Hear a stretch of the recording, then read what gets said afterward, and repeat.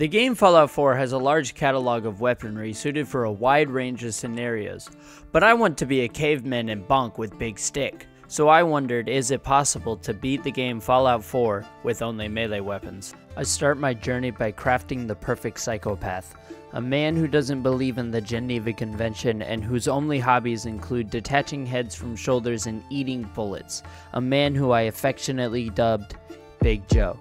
Big Joe starts his day the same way as all hardworking American men, with a hunger for human flesh. With a cup of coffee brewed at 173.5 degrees by his Skynet nanny, who may or may not be doing experiments on his son. But the coffee was good, so who cares?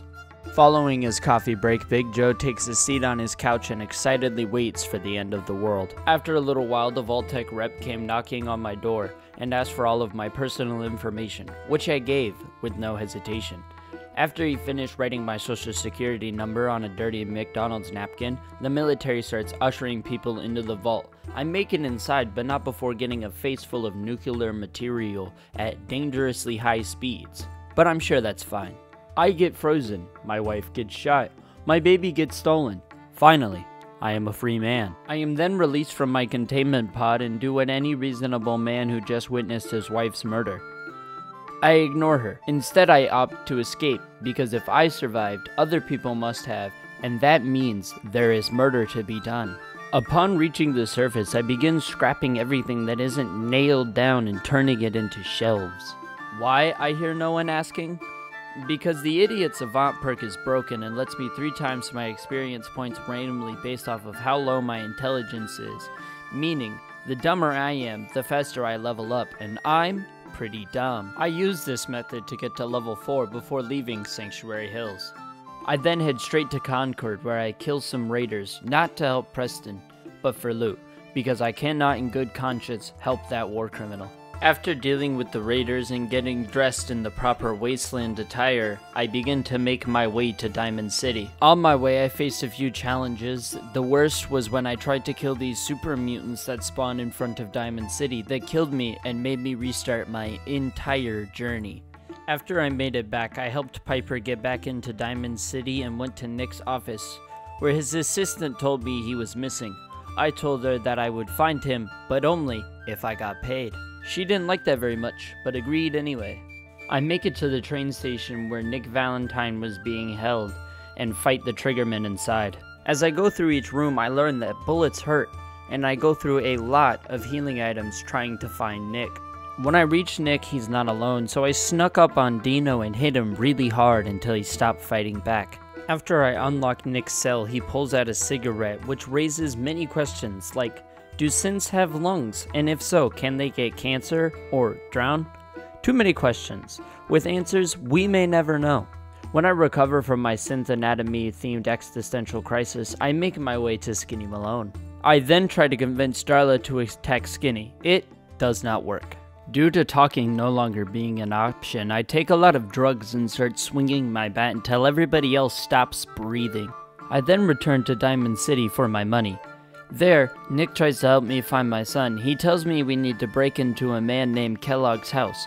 So I do, and press this not-so-hidden button under his desk, revealing a hidden room. Then I have Dogmeat track his scent to Fort Hagen. Inside, I battle my way through an army of synths till I get to Kellogg. At some point, I gave Nick a fat man. That was a mistake, because when I try to fight Kellogg, Nick decides now is the perfect time to use it, and he nukes the fucking shit out of me. After reloading, I take the fat man from him and try to fight Kellogg again, but then Todd Howard wouldn't let me assault him, so I reload again, where Nick nukes me for a second time. Third time's the charm, and I use my bat to remove Kellogg's head from the rest of him. The Pridwin arrives, and I go to Good Neighbor, kill this guy. He was talking about insurance, and I don't trust the government. I then wander through Kellogg's memories, learning that the Institute uses teleportation to get in and out. After discovering this, I make my way through the glowing sea to reach a super mutant named Virgil, who tells me to kill a Corsair, so I do. I find the railroad and have Tinker Tom decode the Corsair chip. Virgil then gives me plans to build a teleporter. I choose to side with the railroad for now because they are the only available faction I've interacted with, But Desdemona says I need to prove myself, so I meet Deacon under a bridge and throw a ghoul's body over the bridge. And in my notes, all it says is, "Fuck that ghoul." I don't know what that means. I then help Deacon clear the old railroad HQ and make sure to hide the bodies of his friends because his poor heart could not have taken the loss. At some point, Deacon sees me hiding one of the bodies, and I have never felt so much shame. But hey, at least I'm not going to betray him. That was foreshadowing. We are here for a prototype made by Dr. Carrington. I push to the old HQ until I get to the safe where the prototype is being stored. I return to the railroad and give the prototype to Dr. Carrington, who is being an asshole, so I beat him till he stops being mean. I then accept my death. It was worth it. After reloading, I tell Desdemona about the signal interceptor, and Tinker Tom tells me to clear out Hangman's Alley. After I finish clearing Hangman's Alley, I build the signal interceptor and make my way into the Institute. Also, at some point this happened. Not relevant, I just thought it was funny. After I make it into the Institute, I find my son, only to find out that he is a robot who is shut down by father, who is my real son, or at least that's what he says. I'm not entirely convinced. He does have my giant ears, so it is possible. Anyway, father has me talk to each of the division heads to get an inside view of the Institute. I return to father and he sends me on a mission to retrieve a rogue synth in Libertalia. The rogue synth is currently acting leader of a gang of raiders whose heads I removed before resetting the synth and returning to father once again. Now it is time for the best part of the game, where whatever faction you chose sends you on a bunch of fetch quests that did not need your effort. Anyway, I was sent to a railroad camp to retrieve some more rogue synths, but this mission was weird because no one attacked me unless I attacked first, because the railroad and Brotherhood didn't hate me yet, but I was still with the Institute. I make my way into the basement of the camp where the synths are hiding, reset them, and send them all back home to the Institute.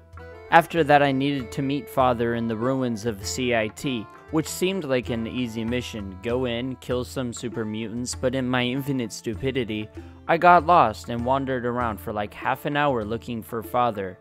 Not my proudest moment. After wandering around for what seemed like a lifetime, I make it to the roof where father was standing, overlooking the Commonwealth. After all of that, he tells me to join him in a meeting back at the Institute, which is annoying, because we could have just talked in the Institute. I think it was supposed to be cinematic because it's the first time Sean has been outside since he was kidnapped, but I'm still annoyed. Upon arriving to the meeting, I realized I am overdressed, but nobody else makes a comment, so I think we're good. Anyway, we talk about the future of the Institute and how father, my son, is dying. But the mourning process is short-lived because I am given yet another fetch quest. Fantastic. I was tasked with getting the final part needed to finish the nuclear reactor, which I could not get because I was too dumb to hack the terminal required to progress the mission. I would have had Nick do it, but he was nowhere to be found. So I go back to my roots and turn more things into shelves, trying to level up so I can get the perk to hack advanced terminals. As I was leveling up, a UFO flies over my head. I follow it back to a crash site where, by following a goop trail, I find an alien who immediately got hostile and I sadly had to put him down. I got this alien blaster, which I gave to Nick because I can't use it, so somebody has to. I killed Swan because I needed the experience points, and I got this cool fist thing, which I used to turn some cult members into more experience points because I'm the only crazy the Wasteland needs. After grinding for like an hour and a half, I finally leveled up enough to progress the story. I returned to my mortal enemy and hacked the shit out of that terminal. After I make the computer call me daddy, I descend deeper into mass fusion. This is when Nick decides he wants to show up. How convenient. Definitely couldn't have used you earlier. My frustration for Nick is almost immediately replaced by annoyance because the Brotherhood is shooting at me as I descend in the elevator and I can't shoot back, so I just have to patiently wait in the corner as the adults fight till I reach the bottom because I have no ranged weapons. I feel like a caged animal who knows as soon as the doors open that it's feeding time. Once we reach the bottom, I can finally join in the family activities, and I fight my way through the mass fusion facility. After a while, I got to the mass fusion core where I took a bunch of drugs and grabbed that thing I grabbed, and then ran to the terminal I had Nick unlock earlier and disabled the Assaultron, killed the sentry, returned to Dr. Fillmore, who tells me to meet with Sean. Sean then sends me on yet another fetch quest. I was sent to kidnap a guy, but first I have to kill the guys outside the house. I failed to get him to come out, and the synths figure it out themselves, so I didn't even need to be here. I then return to Father, who makes me write a speech, warning the Commonwealth to not interfere with the Institute, fix the Diamond City radio, return to Father, put the thing in the thing slot, and then attend a final meeting. After my meeting, Father asked me to personally take out the railroad. I agree solely because I need a round 2 with Dr. Carrington. I take my Flintstone gummies and start swinging until everybody dies. Glory just kinda stood there, which I'm not mad about, and Dr. Carrington died as he lived, being a bitch. Clearing the railroad was easier than I thought. It was made easier when Nick decided to pull out a minigun and started filling up everybody with bullets. After clearing out the railroad HQ, I head back to Father, who tells me it's time, and I am transported to the Boston airport. I try the stealth route. It doesn't go well. So I chug a Nuka-Cola Quantum and absorb the bullets like a sponge. After a little while, I am able to destroy some of the relays and the synths start pouring in. After I finish destroying all the relays, I stand next to Liberty Prime and protect the virus as it takes over. At some point, Elder Maxon came down. I charged him and started punching him until his inside bits became his outside bits. I return to the virus. It finishes taking over Liberty Prime. Liberty Prime shoots down the Pridwin, and I successfully beat Fallout 4 only using melee weapons. If you enjoyed the video, leave a like, and while you're at it, consider subscribing. It's free and it helps me a lot. And as always, thanks for watching.